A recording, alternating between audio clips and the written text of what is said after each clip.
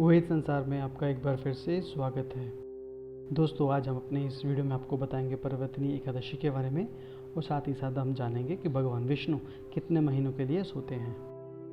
दोस्तों, पद्मा एकादशी को ही परिवर्तनीय एकादशी कहकर पुकारा जाता है और हमारे हिंदू पंचांग के अनुसार भाद्रपद मास के शुक्ल पक्ष में ही इस खास एकादशी को मनाए जाने की परंपरा है।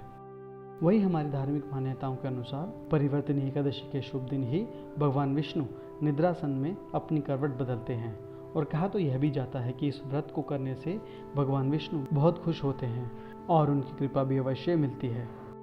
परिवर्तनीय एकादशी को वामन एकादशी, जय झूलनी एकादशी, ढोल 11 एकादशी भी कहा जाता है।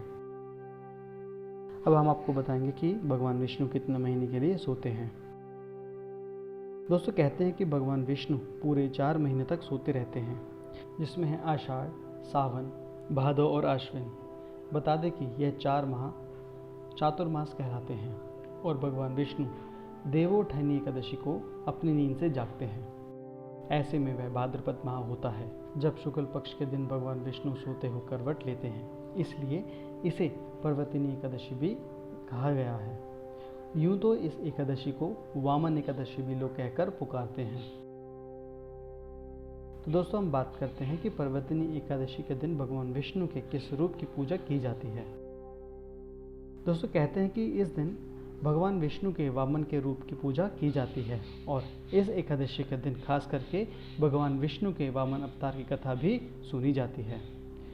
इस साल यानी कि 2020 में परिवर्तनीय एकादशी 29 अगस्त यानी कि शनिवार को मनाई जाएगी। तो चलिए बात करते हैं इसकी पूजा विधि की। अगर आप परिवर्तनीय एकादशी का व्रत रखने जा रहे हैं तो इस दिन सुबह जल्दी उठ जाएं और नहा धो लें और फिर भगवान विष्णु के वामन अवतार को ध्यान करते हुए उन्हें पंचामृत से स्नान करवाएं। पंचामृत में दही, दूध, घी, शक्कर और शहद होगा।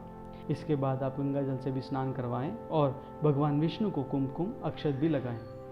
तत्पश्चात वामन भगवान की कथा का श्रवण या फिर वाचन करें, यानी कि सुने या फिर कहें, और फिर दीपक से आरती जरूर उतारें, वह प्रसाद बांटें और व्रत भी अवश्य रखें। ध्यान रहे कि इस व्रत के दौरान एक ही समय आप खा सकते हैं, जिसमें नमक बिल्कुल भी ना खाएं। हाँ, एक बार आप सेंधा नमक जरूर खा सकते हैं।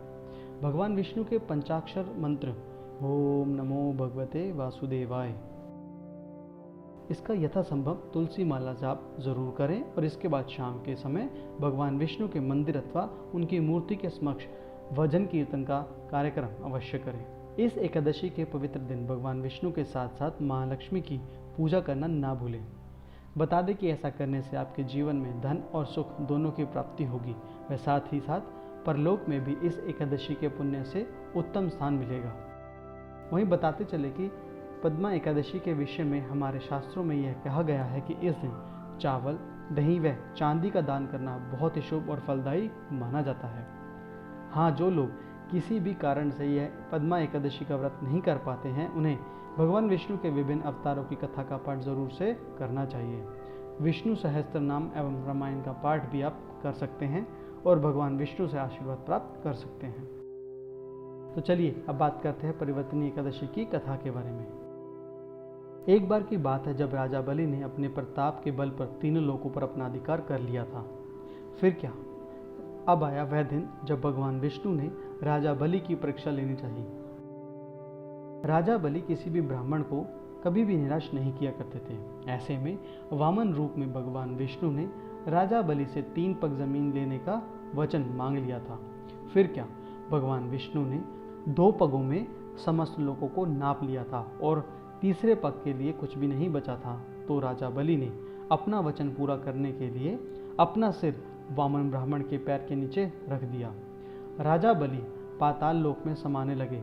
तब राजा बलि ने भगवान विष्णु को भी अपने साथ रहने के लिए आग्रह किया और फिर भगवान विष्णु ने पाताल लोक चलने का वचन दे डाला था। तो सारे भक्तजन मिलकर कहें जय श्री हरि विष्णु। दोस्तों, हम उम्मीद करते हैं कि आप इस व्रत के बारे में आप जान गए होंगे और इसको सच्चे मन से रखकर आप भगवान विष्णु को प्रसन्न करेंगे और अपनी सारी मनोकामनाओं को पूर्ण कर एक सुखद जीवन व्यतीत करेंगे। दोस्तों, अगर आपको हमारा ये वीडियो पसंद आया तो आप इसे लाइक और कमेंट ज़रूर कीजिएगा। हम जल्दी लौटेंगे एक नए और इंटरेस्टिंग वीडियो के साथ। तब तक के लिए धन्यवाद।